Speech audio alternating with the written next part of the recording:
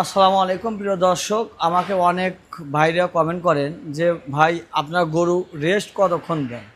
তো প্রিয় ভাইরা, আমরা সকালবেলা দানাদার সকালবেলা খ্যার দানাদার দেওয়ার পরে আমরা গরু গোসল করাই এবং ফ্লোরটা ধুয়ে গোড়াটোড়া পরিষ্কার করে আমরা গরুকে রেস্ট দেই।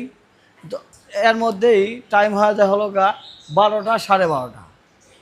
তো 12:30টার সময় আমরা খামার থেকে একদম বের হয়ে যাই আর কি। আর খামারে ঢুকি 3টে, পৌনে 3টের সময় বা 2:30টার সময় আমরা খামারে ঢুকে গরুগুলো সম্পূর্ণ গরু তুলে দিয়ে আমরা গরুগুলো পেশাব পায়খানা করায়া সেই গোবরটা আমরা তুলে বালতির ভিতর রেখে দিই।